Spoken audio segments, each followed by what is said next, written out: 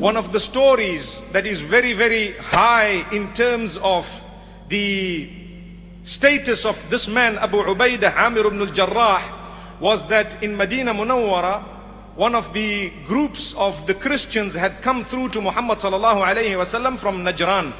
And the Prophet sallallahu alayhi wasallam was asked by them, saying, please send one of you with us to come back with us to our area in order to teach us and in order to be a judge in whatever disputes we may have, and so on. So Muhammad sallallahu alayhi wasallam, this was at the first part of the morning, he said, come back to me in the evening and I will send with you a man who is strong and he is the trustworthy of my ummah.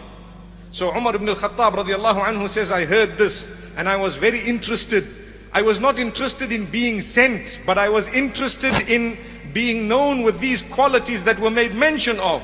So I was early for Salat al-Dhuhr and I sat there with Muhammad sallallahu alayhi wasallam very near him.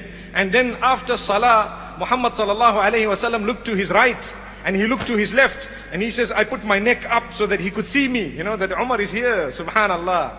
And then Muhammad sallallahu alayhi wasallam says, where is Abu Ubaidah, subhanallah. And then he appointed Abu Ubaidah and he told him, go with these people, be just and fair, teach them goodness, and remember, you are a person who I consider the trustworthy of this ummah.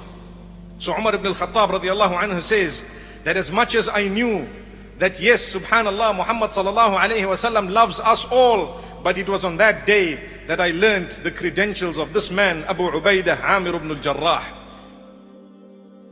Abu Ubaidah Amir ibn al-Jarrah. He was a man who had accepted Islam at the age of approximately 28.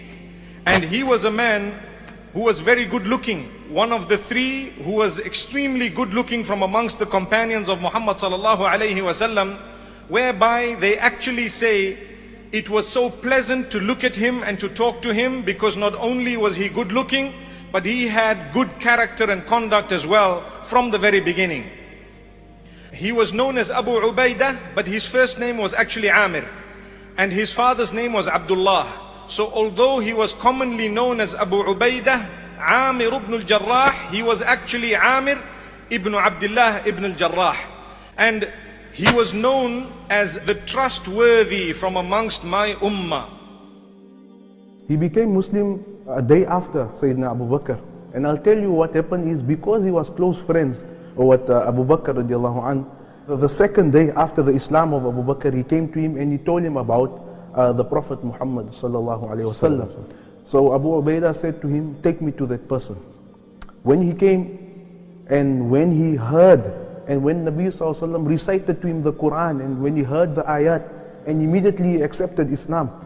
And with him and Sayyidina Abu Bakr, the likes of Uthman bin Mad'un, the likes of Arqam bin al-Arqam, all of them came into the fold of Islam. One of the things why he was called Amin, trustworthy and reliable, look at his qualities. Amr bin al-As mentioned a beautiful narration about them. He says that there are three people in the Quraysh. When you say to them something, they will never belie you. They will never say that you are lying or it's false. And when they speak to you, they will never deceive you. Who are those three? Sayyidina Abu Bakr.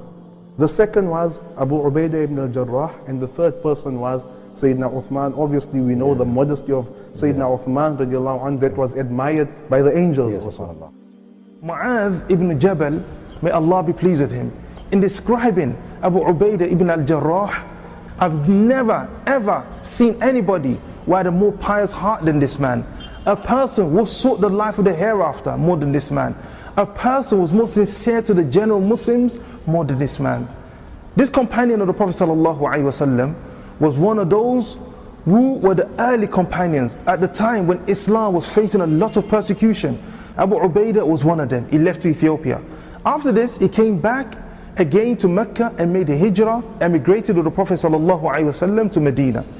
In Medina, Abu Ubaidah ibn al-Jarrah, he took part in the first battle, the Battle of Badr. In this battle of Badr, which took place, now as we mentioned in the starting, Abu Ubaidah was a very brave person. Okay. And he was known amongst his tribes and amongst the people of Mecca to be a brave person.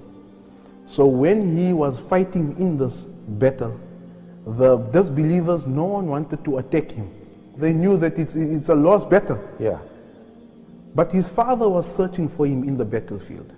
And his father had made a vow that if he finds his son, he is going to kill him. Because obviously his acceptance of Islam had angered his family. It had disgraced his family. And when Abu Ubaidah saw his father, he tried to move away, but his father kept on pursuing him. SubhanAllah. Until it came to such an extent where his father was like a barricade. His father had blocked him from attacking the disbelievers. And in that motion, he struck a blow and thus caused the death of his father. But when we come to understand that this was a battle of truth and falsehood. At the Battle of Uhud, he did very well. He was one of those who had stayed with Muhammad sallallahu alayhi wasallam and tried to defend him, to the degree that when Muhammad sallallahu alayhi wasallam was injured and he had gashes on his cheeks, on his face sallallahu alayhi wasallam, there were pieces of the weapon that had remained in Muhammad sallallahu alayhi wasallam's face, and Abu Ubaidah was the one who took these little shrapnel pieces out of Muhammad sallallahu alayhi wasallam's face. It is well known that he was the one who took so much care that whilst he was removing them with his teeth, he actually lost 2 of his teeth.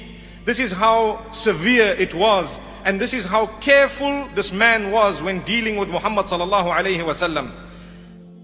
We should know in the time of the Prophet sallallahu alayhi wasallam, he had sent him on many expeditions. There was one expedition that was known as Junud al-Qabt. There was a caravan of the Quraysh that was coming towards Mecca or Medina, and the Prophet ﷺ sent Abu Ubaidah under the leadership of about 300 men from the Ansar and Muhajirin in order to protect the caravan. When they reached there, they halted at a certain place towards the southeast coast, and after about 15 days they ran out of food. So Abu Ubaidah said to his men that collect all the food that you'll have and bring it forward to me, whatever is left. And there was only a bunch